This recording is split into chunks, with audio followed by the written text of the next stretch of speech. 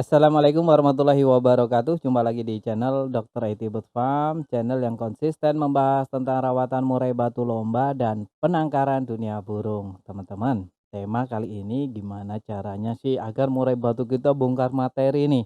Neken lawan, juara satu, paling baik seantara gantangan. Mantap ya kan? Gimana caranya? Simak setelah video berikut.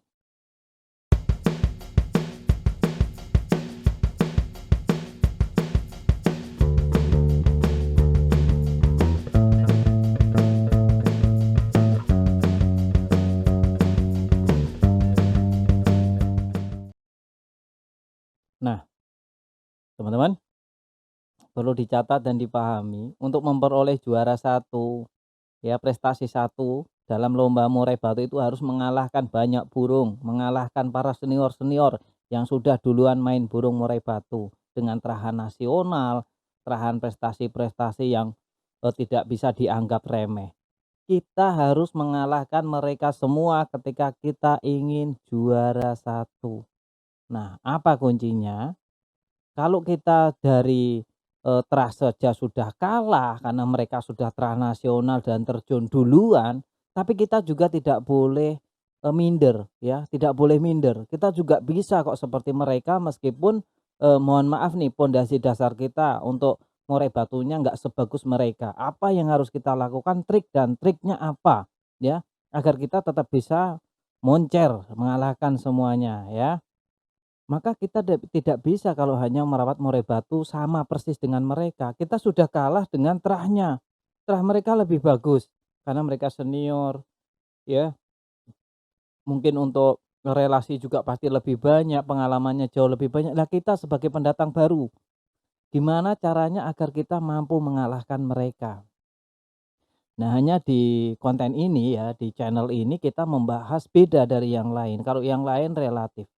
Relatif sekali untuk, merawat murai batu ya seperti itu, ya. Tapi kita lupa bahwa senjata kita setarnya awalnya itu berbeda, tidak sama, ya. Kita sebagai pemula mungkin hanya mendapatkan murai batu yang mohon maaf nih, mohon maaf, yang hanya kelas lat beran untuk terahannya, ya. Tapi enggak apa-apa, meskipun lat beran kalau kita pupuk, kita yakini, kita rawat dengan baik-baik, kita tahu kapan kita menyerang, intinya ada trik strategi di sini ya, yang kita mainkan strategi. Kalau untuk soal perawatan saya yakinlah semuanya sudah lebih pinter malah hanya bagaimana caranya menaikkan emosi, menurunkan birahi dan sebagaimana saya kira semuanya pinter karena semua konten biasanya membahas itu semua. Nah, tapi di sini ada pembahasan yang tidak dibahas di konten-konten lain, teman-teman.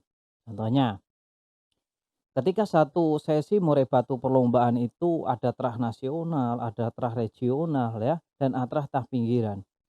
Taruhlah kita sudah memiliki terahan tapi hanya pinggiran, hanya latberan ya. Kita setarnya dari situ dan kita sharing sesuai pengalaman. Gimana caranya kita memenangkan pertandingan ini atau memenangkan perlombaan ini. Terah kita tentu jauh berbeda. Mungkin bagian orang teman-teman pemain sudah tahu, wah ini nanti yang juara si A, yang juara si B. Karena murainya bagus-bagus kan gitu. Belum tentu teman-teman. Terkadang murai batu itu juga memiliki kelemahan ya, maksudnya begini, murai batu itu bukan robot, bukan mesin. Ada fasenya murai batu itu tidak on fire. Ada masanya dia memang membutuhkan yang waktu yang namanya untuk istirahat. Oleh karena itu strategi inilah yang kita gunakan, kita pakai. Kita hanya melombakan burung murai batu ketika waktunya dalam keadaan benar-benar on fire, benar-benar dalam keadaan terbaiknya, ya teman-teman ya. Nah, kita harus memiliki strategi yang jitu untuk memenangkan di setiap perlombaan, teman-teman. Oke, kita pertama sudah merawat murai batu dengan terah pinggiran, tentu dengan lintas IO. Meskipun dia orientasinya hanya laturan, tapi kalau udah lintas IO, tentu kita rekomendasikan terbaik, teman-teman. Nah, murai batu kita itu puasakan dalam waktu sebulan, teman-teman. Sebulan puasakan hanya dimasteri burung kecil-kecil. Ini bagian dari strategi untuk mengalahkan senjata yang lebih canggih. Jadi kita juga harus benar-benar memanfaatkan momentum, teman-teman. Kita hanya memiliki, mohon maaf nih, taruhlah ya kan,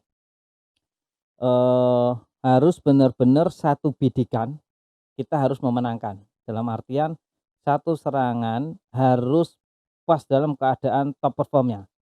Terkadang, senjata yang tidak terlalu canggih itu bisa memenangkan pertempuran ketika teman-teman, ketika senjata yang canggih itu lengah. Nah, inilah strategi inilah yang kita gunakan ya. Kita hanya benar-benar menghemat amunisi lah ibarat kata.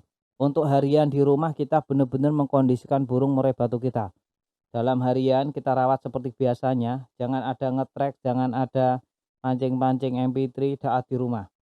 Saat di rumah ya, jangan ada itu semua. Ini untuk murai batu yang sudah jalan ya, bukan untuk murai batu yang baru baru belajar ngeriwik taruhnya, bukan. Ini murai batu yang sudah jalan tapi ketika dilombakan kurang jalan. Nah ini ya, coba teman-teman, gunakan strategi ini 1 bulan full puasa, tidak mendengar dan melihat burung lain, apapun itu, hanya di-mastery kecil-kecil.